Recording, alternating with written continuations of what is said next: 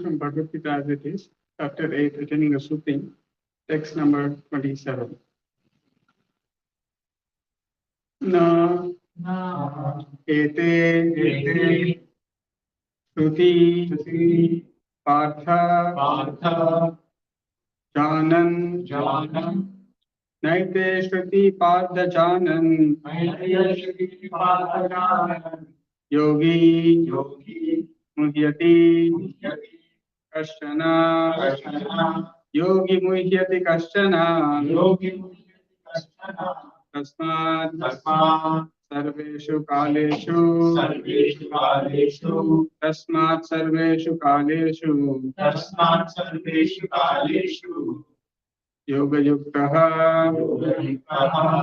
भव अर्जुन योगयुक्तो भवार्जुन नैते श्रुति पार्थ जनान् योगी मुह्यति कश्चन तस्मात् सर्वेषु कालेषु योगयुक्तो भवार्जुन नैते श्रुति पार्थ जानन् योगी मुह्यति कश्चन तस्मात् सर्वेषु कालेषु योगयुक्तो भवार्जुन नैते श्रुति पार्थ जानन् योगी मुह्यति कश्चन तस्मात् सर्वेषु कालेषु योगयुक्तो भवार्जुन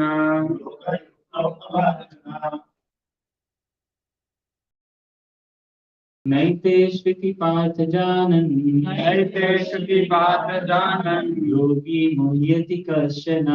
योगी मुह्यति कश्चन तस्मात् सर्वेषु कालेषु योगयुक्तो भव अर्जुन नैते श्रुति पार्थ जानन्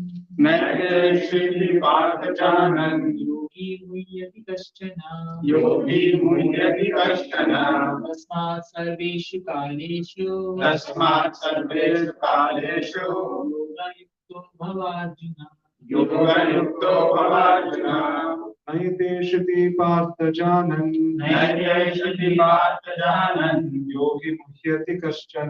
योगी मुह्यति कश्चन तस्मात् सर्वेषु कालेषु योगयुक्तो भवार्जुन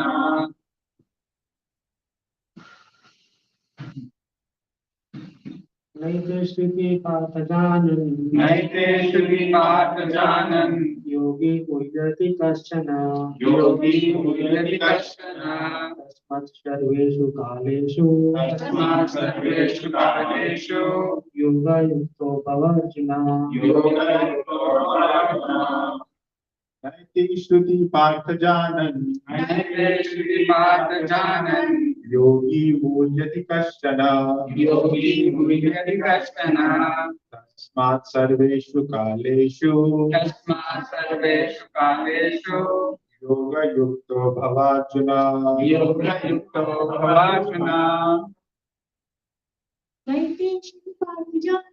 नैते श्रुति पार्थ जानन् योगी मुह्यति कश्चन तस्मात् सर्वेषु कालेषु योगयुक्तो भवार्जुन नैते श्रुति पार्थ जानन् योगी मुह्यति कश्चन तस्मात् सर्वेषु कालेषु योगयुक्तो भवार्जुन Online, anyone wants to recite the verse? नैते श्रुति पार्थ जानन् योगी मुह्यति कश्चन तस्मात् सर्वेषु कालेषु योगयुक्तो भवार्जुन नैते श्रुति पार्थ जानन् कश्चन योगी मुह्यति कश्चन तस्मात् सर्वेषु कालेषु तस्मात् सर्वेषु कालेषु योगयुक्तो भवार्जुन योगयुक्तो भवार्जुन नैते श्रुति पार्थ जानन् नैते श्रुति पार्थ जानन् योगी मुह्यति कश्चन योगी मुह्यति कश्चन तस्मात् सर्वेषु कालेषु तस्मात् सर्वेषु कालेषु योगयुक्तो भवार्जुन योगयुक्तो भवार्जुन नैते श्रुति पार्थ जानन् योगी मुह्यति कश्चन सर्वेषु कालेषु तस्मात् सर्वेषु कालेषु युक्तो भवार्जुन योगयुक्तो भवार्जुन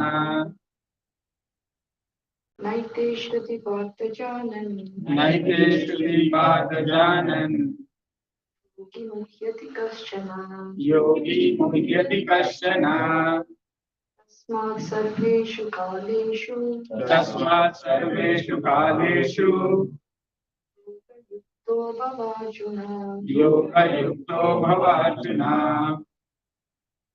What you are meaning? No, never. Ete, all these, Shruti, different paths. Partha, O son of Pritha, Janan, even if they know, Yogi, the devotees of the Lord, Muhyati, bewildered, Kashana, anyone, Tasmat, therefore, Sarveshu Kaleshu, always, Yoga Yuktaha, being engaged in Krishna consciousness, Bhava, just become, Arjuna, O Arjuna. Translation, purport by His Divine Grace A.C. Bhakti Vedanta Swami Srila Prabhupada. Jai Srila Prabhupada. The devotees who know these two paths, O Arjuna, are never bewildered. Therefore, be always fixed in devotion. Translation with repetition. The devotees who know these two paths, O Arjuna, are never bewildered. Therefore, be always fixed in devotion. Purport by Srila Prabhupada. Krishna is here advising Arjuna that he should not be disturbed by the different paths the soul can take when leaving the material world. The devotee of the Supreme Lord should not worry whether he will depart either by arrangement or by accident. The devotee should be firmly established in Krishna consciousness and chant Hare Krishna. He should know that concern over either of these two paths is troublesome. The best way to be absorbed in Krishna consciousness is to be always doubted in his service, and this will make one's path to the spiritual kingdom safe, certain, and direct. The word Yoga Yukta is especially significant in this verse. One who is firm in yoga is constantly engaged in Krishna consciousness in all his activities. Sri Rupa Goswami advises that one should be unattached in the material world and that all affairs should be steeped in Krishna consciousness. In this way, one attains perfection. Therefore, the devotee is not disturbed by these descriptions because he knows that his passage to the Supreme Abode is guaranteed by devotional service. Thus ends the Transcendental Bhakti Vedanta purport. Om Ajnana Timirandasya Jnana Janashalakaya Chakshurmilitam Yena Tasmai Shri Gurave Namaha Nama Om Vishnu Padaya Krishna Preshtaya Bhutale Srimate Bhakti Vedanta Swami Niti Namine Namaste Saraswate Deve Gauravani Prasharine Nirvishesha Shunyavadi Paschatya Deshatarine Jai Shri Krishna Chaitanya Prabhu Nityananda Shri Advaita Gadadhara Shri Vasagi Gaura Bhakta Vrinda Hare Krishna, Krishna Krishna, Hare Hare, Hare Rama, Rama Rama, Hare Hare.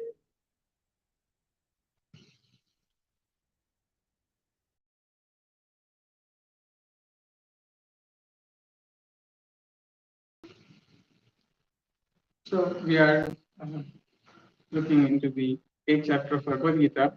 These are the last few verses. In fact, there is just one verse after this verse.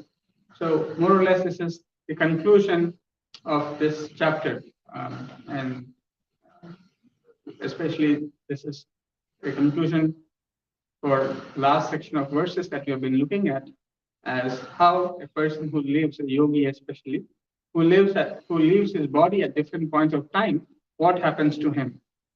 So we saw that how a yogi who leaves his body in the daytime when the sun is going northward, Uttarayana, and in that way he never comes back.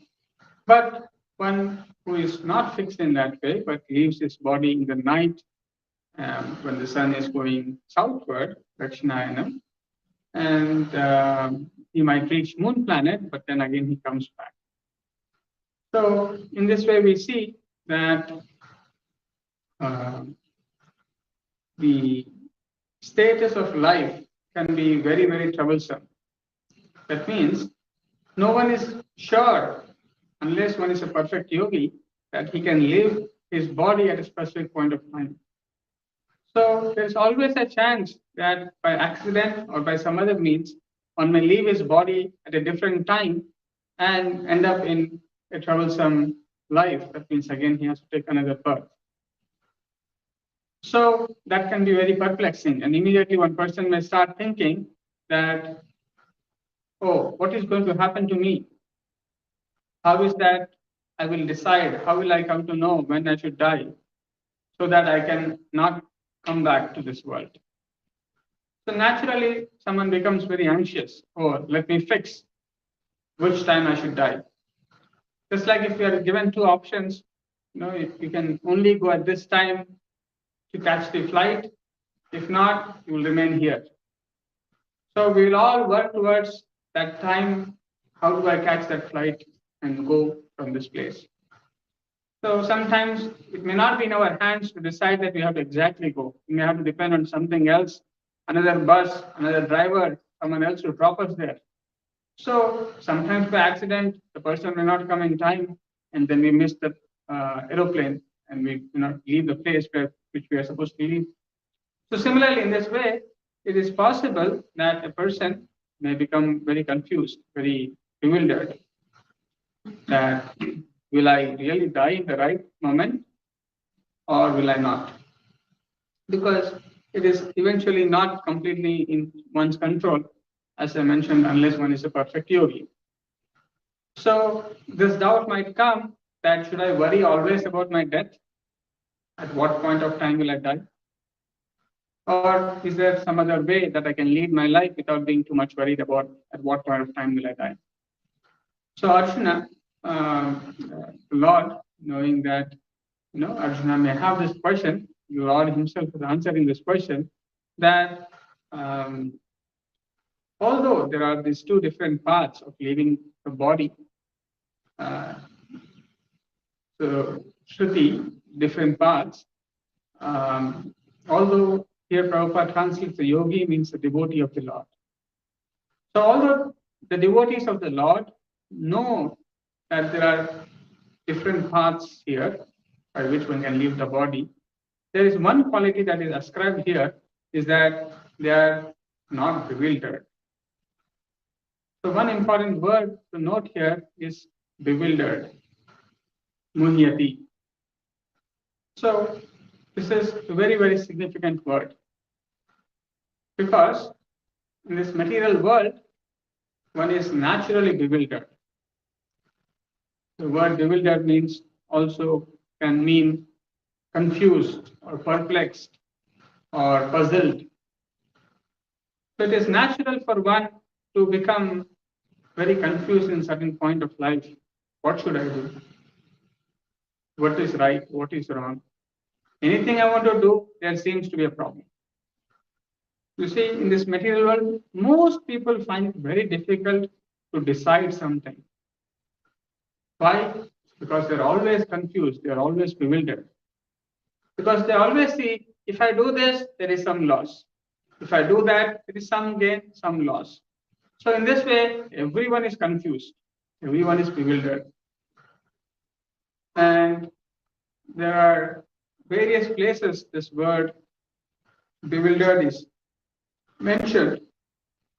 In one of the very beginning verses in Bhagavad Gita, where this word bewildered is used, is Dehino Asmin Yatha Dehe Kaumaram Yauvanam Chara Yatha Dehantara Prapti Dhira Satrana Muhyati.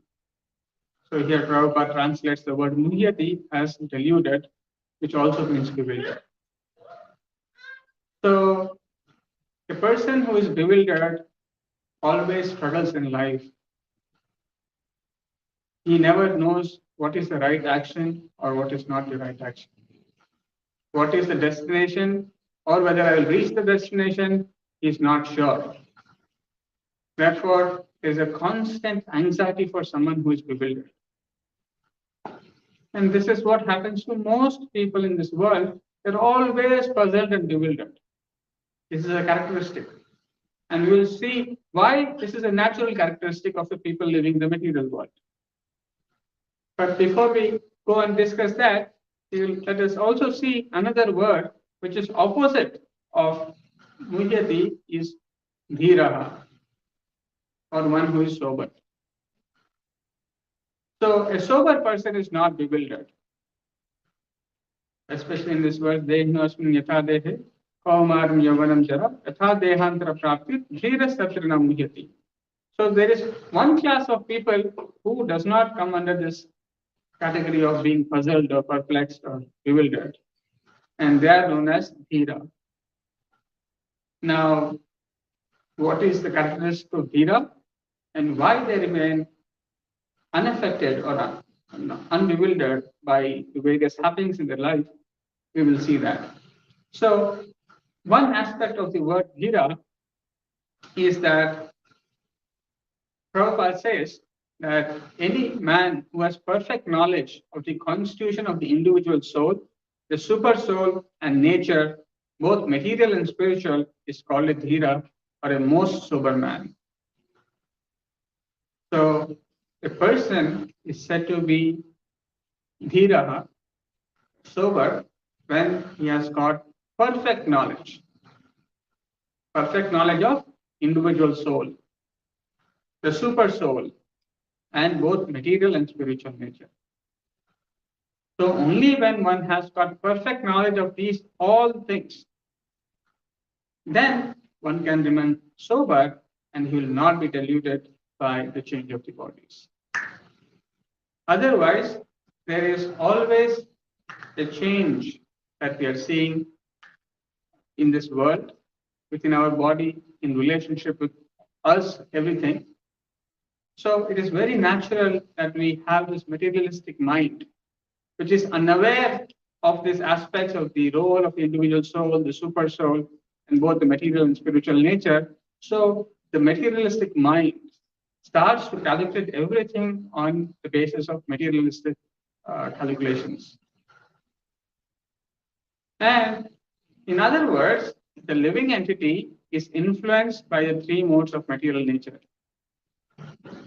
So there are various verses in Srimad Bhagavatam which describe the. I'll just share those verses.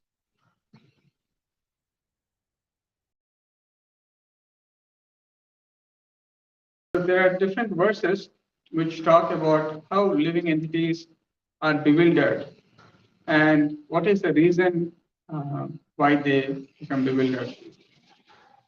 So one of the verses. One of them is Nayasya Kashyati iti tarati mayam yaya jano muhyati vedanartham.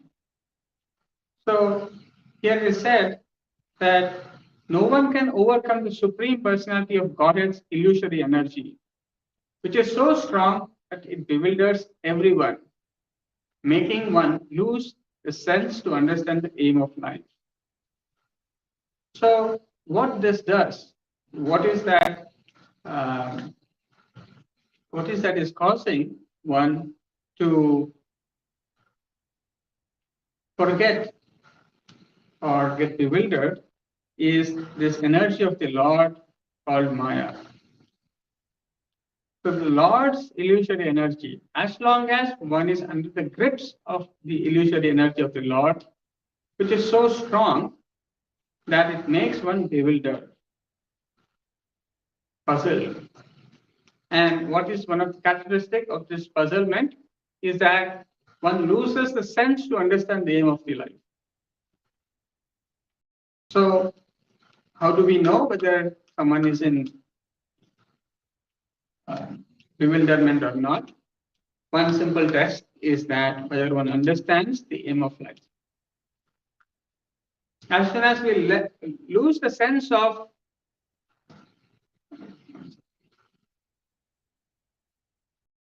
as soon as one loses a sense of one's purpose of life, that means one is under the clutches of material energy, and that means one is forgetful of his real nature and real goal of life.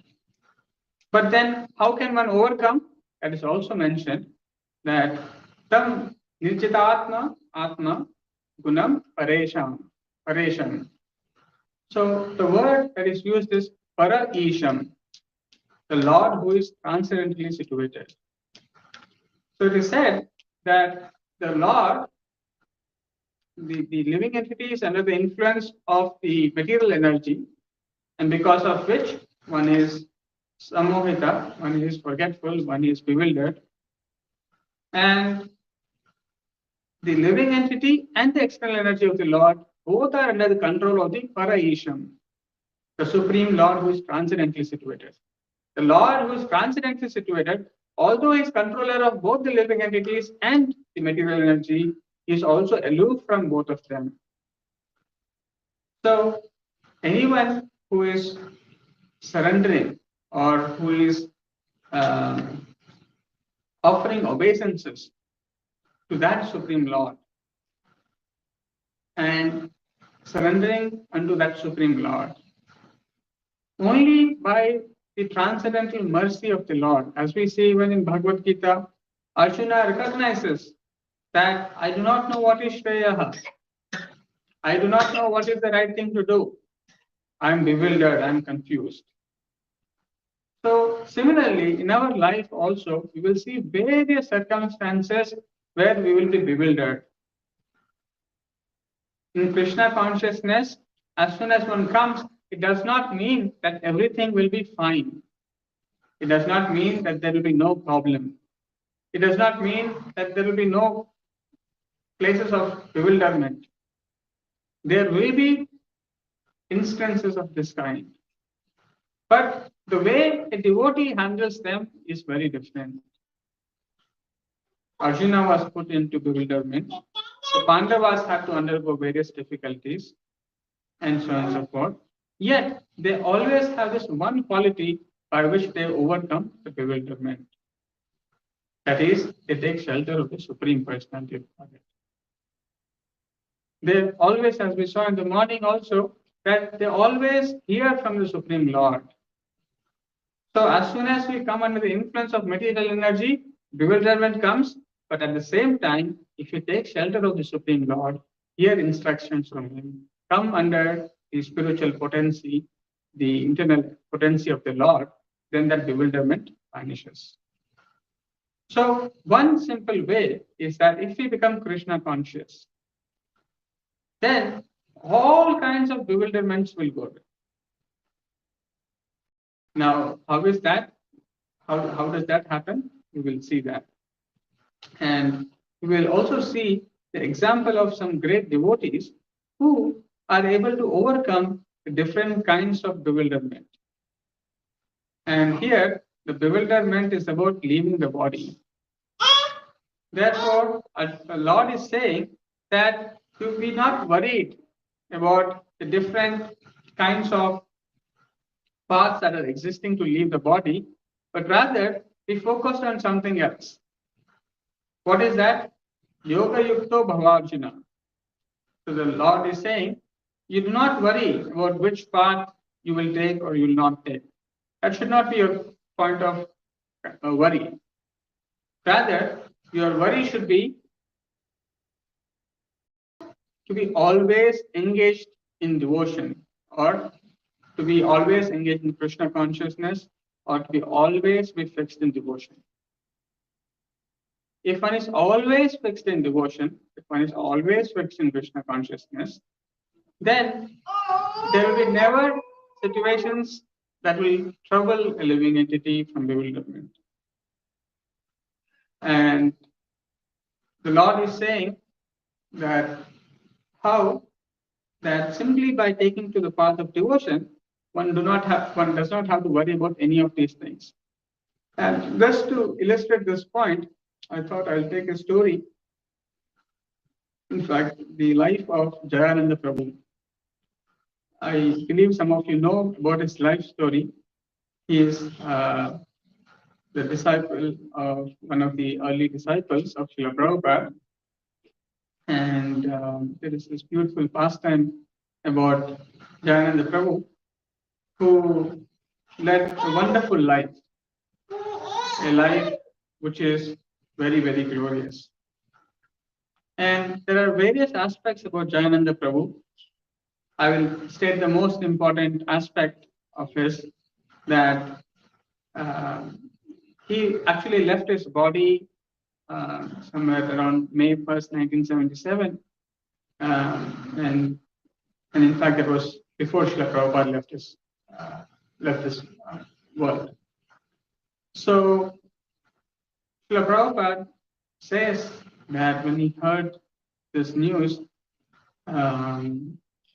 Prabhupada says that he actually went back to the spiritual abode, and he says all his devotee disciples that everyone should follow the example of Jayananda. Now, it is not that Prabhupada would say something like this about everyone.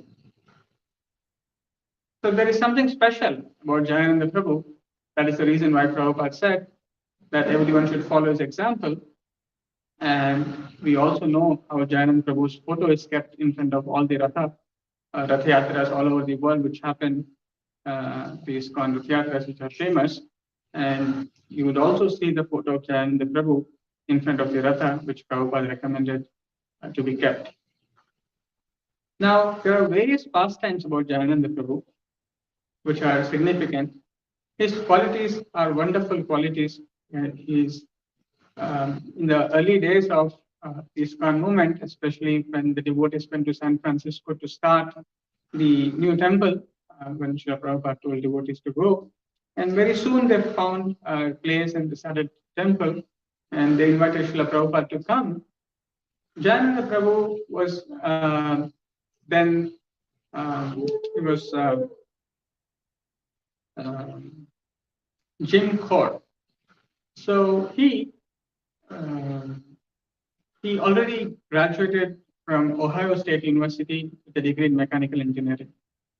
So he was not like the other hippies.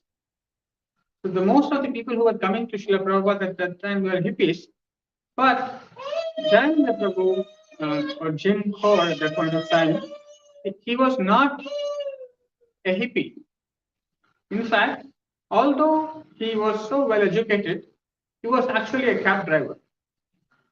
One of the devotees later asked him, "Why is that you are working as a cab driver when you could, earn so much more? You could have done some other work." He says that he didn't fit into the upper class crowd. He didn't somehow fit into that world. And in fact, not only he didn't fit into that world, he was also very disappointed with the modern education system and the kind of lifestyle and so many things that he was even thinking of committing suicide. But when the devotees advertised that Prabhupada is coming and giving a lecture, Swami is coming and giving a lecture, he saw that there's a ray of hope. He felt that when he saw that article, that there is some hope that Swamiji is coming and Indian Swamiji is coming. So I think it was in the San Francisco newspaper that they published that Swamiji is coming to give some talks. So immediately, Jayananda Prabhu, he goes to attend this lecture. And so he was the only one who was well dressed, rest all were face. So, but one thing was that he says, I was not very religionist, but I was very attracted to Srila Prabhupada. So he was very much attracted to Srila Prabhupada, and he saw how Prabhupada was genuine and he would not cheat him. So he developed so much conviction in Prabhupada that soon he became a disciple of Prabhupada and he started to serve. He is especially known for helping build rathas, and he was played a significant role in starting different rath yatras in different places, including New York, Los Angeles, and definitely San Francisco. So he played an important role in building rathas everywhere. And he was very much attracted to this process of Krishna consciousness. So one of the things that Jayanand Prabhu used to do is that he used to love a lot of prasadam. It is said he used to worship prasadam. So even if some prasadam fell down, he would lick it. He would never let prasadam go waste. He was like so much, he used to worship prasadam. And he was also always very enthusiastic, always engaged in devotional service. And he would sumptuously feed prasadam, and he used to cook himself. He used to take a lot of prasadam, and he's also used to give prasadam to anyone who used to come. And he used to say that prasadam is a great weapon, and he used to kind of make devotees by giving lots of prasadam. In fact, it is said that the devotee recollects, a devotee named Jambuvan, that he says that he used to give a full plate of prasadam. And as with a lot of difficulty, that devotee would finish, then he would bring another plate and he would say, finish this also. And he would say that one has to eat till we waddle like a duck. So, I mean, he used to fill the devotees till their neck that they eat so much prasadam. And he used to also make sometimes some special varieties. And sometimes he used to make peanut butter halwa. And he would say, hey, Prabhu, please come, check out this special thing. And I think Vishnu Prabhu would have gone. So he used to make different kinds of halwas and feed other devotees. And he also used to like to do Harinam Sankirtan. He used to go in the streets along with the devotees. And he's also very fixed up in attending morning program. He would get up at 4 a.m. every day and he would attend the morning program. He was very, very strict with his sadhana. And in this way, he was very, very friendly, very humble, very nice qualities. So in this way, we can see there are very, very nice qualities about Jayanand Prabhu. There are so many pastimes one could go on speaking about that. But he, towards somewhere around 1976 or somewhere around that point of time, he was informed about a rare kind of illness that he was diagnosed with leukemia and cancer of the lymph glands. So usually when someone is informed some news of this kind, everyone would become very fearful. Everyone would become very confused. Oh, I'm a devotee. I've been doing this services for so long. Why did I get this disease? Why am I made to go through this? And so on and so forth, one would immediately feel. But Jayananda Prabhu was fearless. He was not afraid of death. In fact, from the hospital bed, he writes, I was out of the hospital for a month going to the clinic, and now I'm back for a couple of weeks of intensive treatment. Actually, the whole thing was a real blessing as it made me realize that death is right at hand. Somehow I made these potent reminders to help me advance in Krishna consciousness. For the time I was in the temple, I was appreciating Krishna consciousness so much more than ever before, so it has been a real blessing.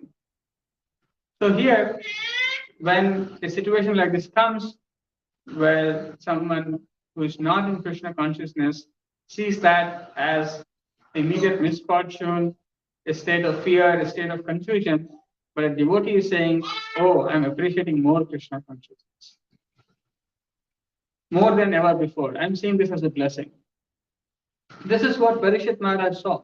Parishit Maharaj, when he was cursed, he could counter curse, or he could have done something else. He's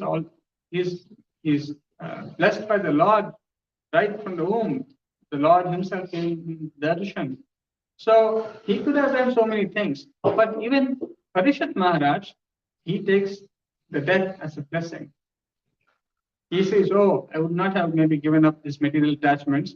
It's the right time for me to give up all my attachments, kingdom, wife, everything, children, and just focus, absorb myself in Krishna consciousness. So this is the quality of great devotees. They don't see death as an imminent danger. As we were saying, Ashwatthama, when he saw imminent death coming, he became very, very turbulent, very, very bewildered, very confused just through the Brahmastra. But devotees are welcoming, let the death come. It's a blessing. I can focus more in Krishna consciousness. And even devotees, sometimes when someone is about to die, when people want to go and talk, they would say, oh, don't worry, don't be fearful. That's how someone would want to talk to them. But devotees, when they would go to him, they would see he was not looking for self-pity. He's not looking for some kind of, okay, something will be all right. No, he seemed always fearless. The devotees were surprised. What should we talk to him? He is not looking fearful at all. So devotees could see how he was always engaged. Even when he was not well, even he was, his body changed, his appearance changed so much. But he wouldn't allow this pity to come, and he would still somewhere or other push on doing something. In fact, even though his health was not good, with a lot of pain, he helped New York Rath Yatra to take place. He takes the initiative to take the permission, then he helps build the Ratha despite having so many trouble. And it's a very inspiring journey of devotional life of Jayananda Prabhu, as how he pushed New York Rath Yatra to happen. Then he even goes to help Los Angeles Rath Yatra to take place. So in this way, he was very, very engaged, very much engaged in some activities or the other of devotional life. And even when he was in the hospital, he would go out and distribute prasadam to the other patients. He would see everywhere an opportunity to engage in Krishna consciousness, to spread Krishna consciousness. So a devotee here, as we see, as the Lord is explaining, one who is engaged in devotion, who is fixed in devotion, he is not to be bewildered. And here is an example of Jayananda Prabhu, who, despite doing so many services, despite always engaged in services, he had to undergo a rare disease, but he was not bewildered because he was engaged in Krishna consciousness. Similarly, we can see the example of Srila Prabhupada. He had 2 heart attacks, and then another heart attack when he came here. He had so many health issues, but they're not bewildered. Devotees, the pure devotees, the advanced devotees, they are not bewildered by this factor of death. Rather, they go on like a warrior doing their devotional service. And not only doing, they are always absorbed in devotional service. Therefore, this fear does not come to them about death. But otherwise, for anyone else, the fear factor of death overcomes. And the example that is given is that of Narayana Paraha Sarve Na Kutashna Vibyati. So, one who is Narayana Paraha. Narayana Paraha means who is simply dependent on Lord Narayana, or who is only interested in the service of Narayana. If one is only interested in the service of the Narayana, or in other words, pure devotees, they do not mind reverses in life. So this is one of the symptoms. So how do we know one who is a pure devotee, who is advanced devotee? They do not mind the reverses in life, because they have learned to depend completely on Lord Narayana and tolerate whatever hardships there may be. So it is said, Swarga, Apavarga, Narkeshu, Apitulyartha Darshinaha. So they see with an equanimous mind. For them, whether it's heavenly planets, liberation, or the hellish planets are all same.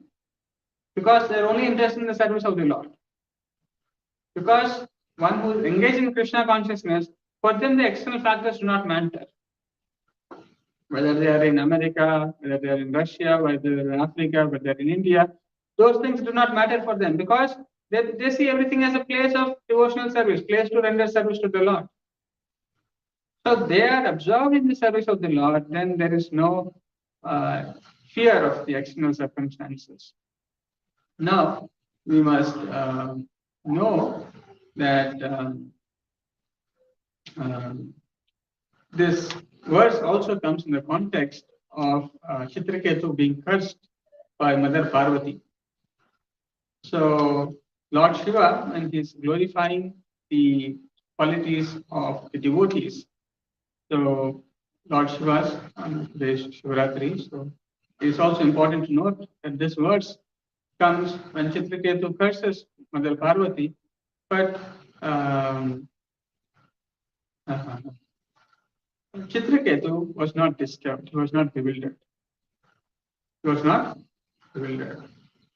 He, in fact, very humbly offers respects to Mother Parvati and takes her leave. So, Lord Shiva, seeing that, how did Chitraketu act? When someone curses someone, immediately the response is to react with anger. But Chitraketu smiled. He was unafraid, and he was very respectfully came down from his airplane, bowed down to Mother Parvati, and he kind of moved. So, in this connection, Lord Shiva says that what is the wonderful quality of a devotee? So, in this regard, it is said, Sri Rudra Uvacha, Drustvati Asi Shushroni, Harer Adbhuta Karmanaha, Mahatmayam Pritya Brityanam, Nishprihanam Mahatmanam. Lord Shiva said, my dear beautiful Parvati, have you seen the greatness of the Vaishnavas? Being servants of the Supreme Personality of Godhead Hari, they are great souls and are not interested in any kind of material happiness. So, in this regard, Lord Shiva goes on to explain Mother Parvati, the glories of the Vaishnavas, of the servants of the Supreme Personality of Godhead. So, the word used here is Bhritya Bhrityanam. Not just the servant of the Lord, but the servant of the servants of the Lord. And what is that quality that they have? They are Nishprihanam. They don't have any ambition for sense gratification, both gross and subtle. That is a wonderful thing. Where can we find someone who is not interested in sense gratification. Very, very rare. But that is the quality of the pure devotee. And he goes on to say, in fact, Lord Shiva says, "My dear Parvati, you are very beautiful in your bodily features. Certainly you are glorious, but I do not think that you can compete with the beauty and glory of devotees who have become servants or the servants of the Supreme Personality of Godhead." So Lord Shiva is jokingly saying, Parvati, oh, you are very, very beautiful, very nice, but you must see the glories of the devotees, servants of the Supreme Lord, you cannot compete with them. Their beauty and their glory is very, very higher. It's even more greater than yours. So this is the example of King Chitraketu, and it is in this regard that Lord Shiva is also saying to Parvati that the devotees of the Lord are never afraid of any kind of situation. And because, why? Because they're not acting under the influence of the external energy of the Lord. As we saw in the very beginning, the reason why one is bewildered is because one is under the influence of the Lord's external energy. And because of that, the dualities of the material world, both happiness and distress, birth and death, curses and favors, they all, kind of affect the living entity. But for one who is under the influence of the Lord's internal energy, they are not bewildered by these external changes. And therefore, for them, they don't have to worry about what time are they going to die, which place are they going to die, what will happen to them. They don't have to worry. They have to only worry about one thing, whether am I yoga yukta? Am I engaged in Krishna consciousness? If one is not engaged in Krishna consciousness, one is engaged in various kinds of consciousness, the consciousness starting from the selfish interest to extended selfish interest. We are always worried about how do we save money, how do we build another house, how do we buy another car, how do we maintain something for, so some sort of material consciousness, lack of faith in the Lord, lack of confidence that if I serve the Lord, everything will be taken care. The highest goal of life is to surrender to the Supreme Lord, is to serve the Lord. And even if one is engaged in one's own family life, one's material life, how should I engage all my endeavors in the service of the Lord? How can I give the result of my work for the pleasure of the Lord? So Rupa Goswami gives wonderful instruction how 50% of one's income must be spent on Brahmana, Krishna consciousness, 25% can be used for one's own self, and 25% for savings. So we have to take the instructions of the Vaishnavas, the Acharyas, even if we are living a life where we have to do different kinds of activities, how do we dovetail them in Krishna consciousness? Then we will not be disturbed by, even though we may have wealth, even though we may have various positions, etc., we will not be bewildered. Otherwise, all these external possessions will bewilder us. They will make us move away from Krishna consciousness. Move away from Krishna consciousness means life of bewilderment. In one sense, it is like having so many things, yet not living a peaceful life, not living a life of freedom, not living a life of pure clarity. But on the other hand, as we see, Sridhar Palaveja Sridhar, although he was just selling banana cups, he was just earning, what would he earn selling banana cups? Yet he would spend 50% of his income in worshipping Mother Ganges and serving Lord Chaitanya Mahaprabhu. So unless we don't engage our results in the service of the Lord, that material influence of our work will bewilder us in many, many different ways. And that will cause different kinds of troubles. But if we engage that in the service of spreading Krishna consciousness, then we become freed from the reactions that the money that we earn in different ways. Therefore, somewhere or other, in the association of devotees, by engaging in ourselves in devotional service, engaging our material wealth and other qualities that we may possess in the service of the Lord, will remain under the internal potency of the Lord, which will free us from this bewilderment. And then that will further help us to become further more fixed in devotion. And once we become fully fixed in devotion, then all kind of bewilderment can be gone, and one can lead a happy, peaceful life in this life and the next life. The passage to the supreme abode is guaranteed by devotional service. So I'll stop here and see if there are any questions or comments.